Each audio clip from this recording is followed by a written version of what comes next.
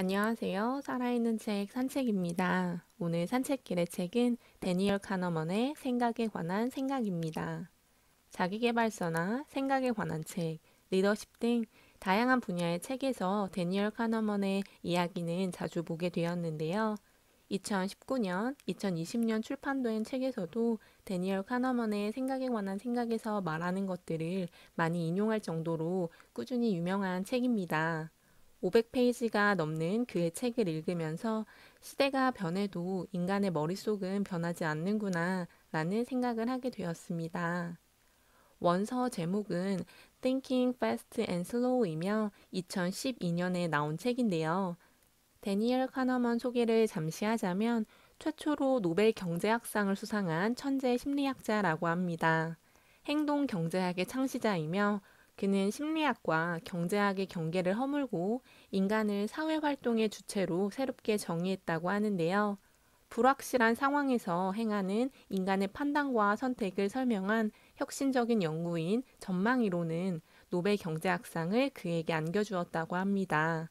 그는 또한 2005년 이스라엘 국민들이 생각하는 역사상 가장 위대한 이스라엘인으로 선정되었다고 하는데요. 그는 트버스키와 함께 연구를 한 부분을 기반으로 해서 이 책을 집필했다고 합니다.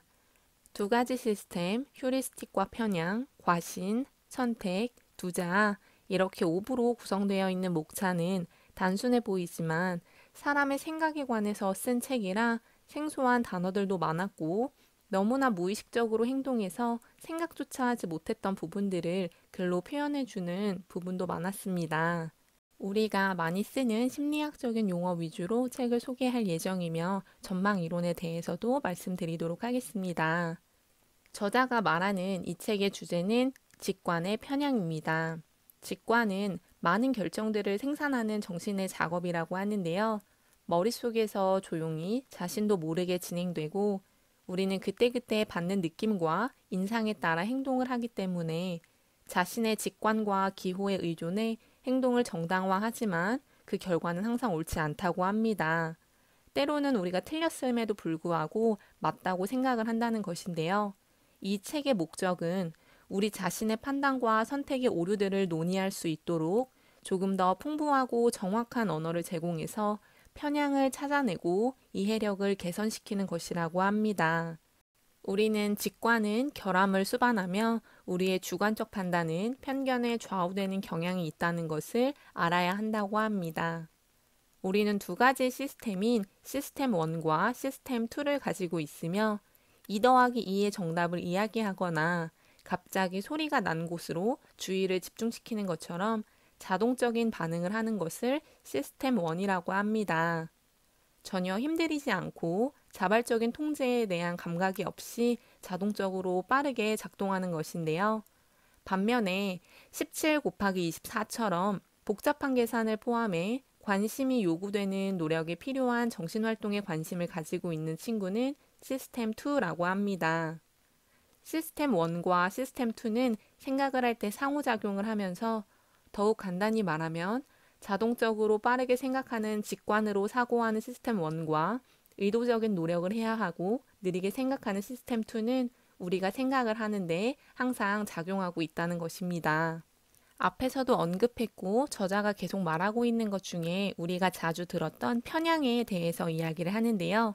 시스템 1은 특정 상황에서 편향이라는 오류를 발생시킨다고 합니다. 편향은 우리가 잘 알고 있는 것처럼 한쪽으로 치우쳐서 생각을 하는 것인데 자신의 신념과 일치하는 정보를 받아들이고 신념과 일치하지 않는 정보를 무시하는 경향인 확증 편향이 있다고 합니다.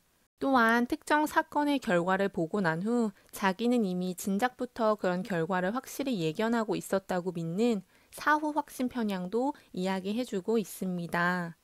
우리는 직관에 따라 자동 반응을 하는 시스템 1과 그것을 통제하려고 하는 의지를 가진 시스템 2 사이에서 항상 갈등을 겪는다고 합니다. 길이가 다른 두 선분의 양쪽의 부등호 모양을 반대로 그려서 선분의 길이가 다르다고 생각하게 만드는 밀러리어의 도형처럼 갈등은 인지적 착각을 일으킬 수도 있다고 하는데요. 인지적 착각을 벗어나기 위해서는 착각 패턴을 인식하고 그것에 대해서 아는 지식을 상기시켜야 하는데 이 인지적 착각은 우리가 극복하기 쉽지 않다고 합니다. 뿐만 아니라 시스템 1은 당신에게 보이는 것이 세상의 전부이다 라는 제한된 증거로 내리는 성급한 결론을 하는 경향이 있다고 합니다.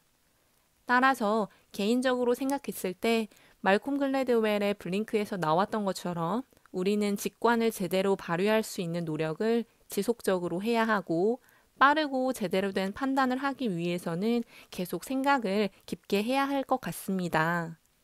또한 우리가 자주 듣는 휴리스틱이라는 단어가 나오고 있는데요. 휴리스틱은 네이버 지식사전에 따르면 시간이나 정보가 불충분하여 합리적인 판단을 할 수 없거나 굳이 체계적이고 합리적인 판단을 할 필요가 없는 상황에서 신속하게 사용하는 어림짐작의 기술이라고 합니다. 여기서 중요한 것은 어림짐작의 기술이라는 것인데요. 예를 들면 하나의 주머니에는 검은 공 3개가 있고 흰 공이 2개가 있으며 다른 주머니에는 검은 공 30개가 있고 흰 공 20개가 있을 때 흰 공을 뽑았을 때의 확률은 같은데 흰 공 20개가 들어있는 주머니가 더 흰 공 뽑을 확률이 높다고 생각하는 것을 이야기합니다. 다시 이야기하면 어림짐작을 해서 흰 공이 더 많으면 흰 공을 뽑을 확률이 높다라는 생각을 하는 것이 휴리스틱이라고 하는데요.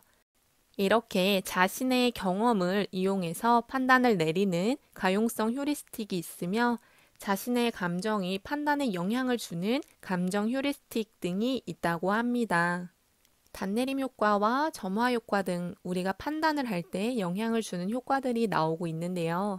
단내림 효과는 닻을 내린 곳에 배가 머물듯이 처음 입력한 정보가 정신적인 닻으로 작용을 해서 이후 판단에 계속 영향을 미친다는 것입니다.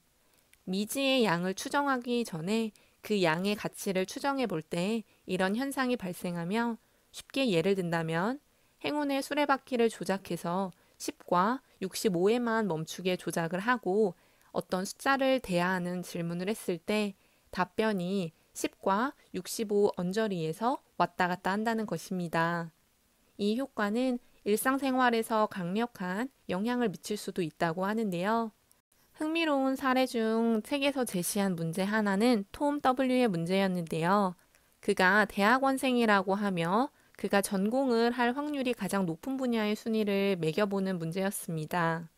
제시된 학문은 경영학, 컴퓨터공학, 공학, 인문교육학, 법학, 약학, 도서관학, 자연생명과학, 사회과학, 사회복지학이었는데 사람들은 대부분 전공을 많이 하는 순서대로 순위를 매겼다고 합니다. 하지만 이 역시 휴리스틱에 근거한 대답이고 이런 문제들에 편향을 가지지 않고 대답을 하기 위해서는 우리는 훈련이 필요하고 수정이 필요하다고 합니다. 저자는 직관이 오도된다고 항상 믿지는 않지만 직관을 갖고 있다고 주장하는 경험이 풍부한 전문가들을 언제 신뢰할 수 있을지에 대해서 생각을 했다고 합니다. 직관이 제대로 작동을 하려면 예측 가능할 수 있을 만큼 충분히 규칙적인 환경이 되어야 하고 오랜 시간의 연습을 통해서 이런 규칙성을 배울 수 있는 기회가 있어야 한다고 하는데요. 즉, 다시 말해 2가지 조건인 충분히 규칙적인 환경과 규칙성을 배울 수 있는 기회가 있다면 직관을 다듬어서 나아가면 된다고 합니다. 하지만 환경에 안정적인 규칙성이 없다면 직관을 신뢰해서는 안 된다고 이야기하고 있습니다. 데니얼 카너먼은 고등학교에서 판단과 의사결정을 가르치는 커리큘럼을 신설하자고 건의를 했었고 그들은 2년이면 충분히 개발할 수 있을 것이라는 생각을 했다고 합니다. 하지만 현실은 8년이 걸렸다고 하는데요. 외부에서 2년은 짧다고 이야기를 했는데 그 의견은 무시되었다고 합니다. 저자는 이 경험을 통해서 아주 명백한 것을 배웠다고 합니다. 자신의 관점인 내부 관점과 다른 사람의 관점인 외부 관점 사이에서 엄청나게 다른 예측이 있다는 것인데요. 자신이 프로젝트 종료를 할 때까지 2년이 걸린다고 했던 처음 예측한 것은 계획 오류를 드러냈다고 합니다. 비합리적인 인내라는 프로젝트를 포기하지 않으면서 보여줬던 카너먼은 우둔함을 배웠다고 합니다. 내부 관점은 자기 앞에 있는 정보를 바탕으로 전망을 하는 것이고 내가 경험한 것에서만 증거를 찾는 것이라면 외부 관점은 사례가 속한 범주의 통계를 나타내는 등의 외부적인 사건에 대해서 생각하는 것이라고 합니다. 따라서 카너먼은 우리는 외부의 관점을 수용을 해야 계획 오류를 고쳐 나갈 수 있다고 합니다. 경제학자 브루노 프레이는 경제이론의 행위 주체는 합리적이고 이기적이며 취향의 변화가 없다고 했는데요. 하지만 심리학자 입장에서 보았을 때에는 인간은 완전히 합리적이지도 않고 이기적이지도 않으며 취향도 불안정하다고 합니다. 그래서 저자는 심리학과 경제학에서는 각각 똑같은 인간이더라도 다른 종을 연구하고 있는 것 같다고 하는데요. 행동경제학자 리처드 탈러는 브루노 프레이가 말한 경제이론의 주체인 합리적이고 이기적이며 취향의 변화가 없는 존재를 이콘이라고 말했다고 합니다. 인간은 이콘과 달리 일관적이고 논리적이지 못하다고 하는데요. 저자가 노벨 경제학상을 받는 데 기초가 된 연구 주제였던 위험한 옵션들에 대한 인간의 태도에 대해서 이야기를 하자면 서로 다른 간단한 도박들 사이와 도박들 및 확실한 것들 사이에 어떤 규칙들이 인간의 선택을 좌우하는가에 대한 연구였다고 합니다. 그래서 저자는 도박 연구를 시작한 지 5년이 지나서 위험 상황에서의 의사결정 분석인 전망이론 논문을 완성했다고 합니다. 전망이론을 알기 위해서는 우리는 기대효용 이론을 먼저 알아야 한다고 하는데요. 쉽게 말해서 기대효용 이론은 사람들이 합리적으로 생각을 해서 자신에게 가장 이익이 되는 판단을 한다는 것입니다. 하지만 기대효용 이론은 사람은 합리적인 결정을 하고 이득과 손실이 같을 때 같은 느낌을 받기 때문에 나온 이론인데요. 전망이론에 따르면 사람은 합리적인 결정을 하지 못하고 이득을 취하는 것보다 손실을 겪을 때 더 고통이 크기 때문에 기대효용 이론에서 예측한 것과 다르다는 것을 저자는 이야기하고 있습니다. 두 가지 경우를 예로 들면 첫 번째 경우인 확실하게 900달러를 얻는 것과 1000달러를 얻는 확률 90% 중에서는 전자를 선택하지만 확실하게 900달러를 잃는 것과 1000달러를 잃을 확률 90% 중에서는 후자를 선택한다고 합니다. 사람은 확실한 손실을 피하고 싶기 때문에 우리는 위험을 취한다고 하는데요. 이런 경우는 위험을 감수하려는 우리의 모습 자체가 위험을 추구하게 만든다고 합니다. 사람들이 불확실하거나 위험을 추구해야 하는 상황에서 하는 행동의 모습을 저자는 전망이론이라고 이야기하고 있습니다. 저도 읽으면서 어렵다고 생각을 했던 부분인데요. 그래도 책을 읽고 검색을 해가면서 나름 정리를 해서 최대한 쉽게 말씀드리려고 했습니다. 그럼에도 불구하고 혹시 이해가 잘 되지 않는다면 네이버나 구글에 전망이론을 쳐보거나 아니면 이 책을 읽었을 때 도움이 많이 될 것 같습니다. 마지막 5부에서는 두 자아에 대해서 이야기를 하고 있는데요. 시스템 1과 시스템 2와는 별개로 우리는 경험자아와 기억자아를 가지고 있다고 합니다. 경험자아는 좋은 노래를 들었다가 마지막에 이상한 소리가 났을 때까지 그 상황 전체를 다 경험한 것을 이야기를 하지만 기억자아는 좋은 노래는 기억하지 못하고 마지막 이상한 소리만 기억을 해서 들은 노래가 별로 좋지 못하다라고 기억하는 것이라고 합니다. 저자는 경험과 경험의 기억 사이에 혼동이 있다고 하는데요. 이는 강력한 인지적인 착각이며 과거의 경험을 왜곡해서 믿게 한다고 합니다. 기억자는 지속 시간을 무시하고 오랜 쾌락이 있더라도 마지막에 고통으로 끝나면 좋지 못하게 기억을 한다고 하는데요. 안타깝게도 우리는 기억자에만 관심이 있어서 경험자에는 관심을 갖지 않는다고 합니다. 어려운 용어와 생소한 단어들이 많이 나온 데니얼 카너먼의 생각에 관한 생각이었으나 눈에 보이지 않는 인간의 생각을 정리해준 책이어서 저는 굉장히 흥미로웠습니다. 우리가 자주 사용하는 편향, 휴리스틱, 초도 효과, 플레이밍 효과, 감정 휴리스틱 등 다양한 단어에 대해서도 정확하게 알게 되어서 도움이 많이 되었는데요.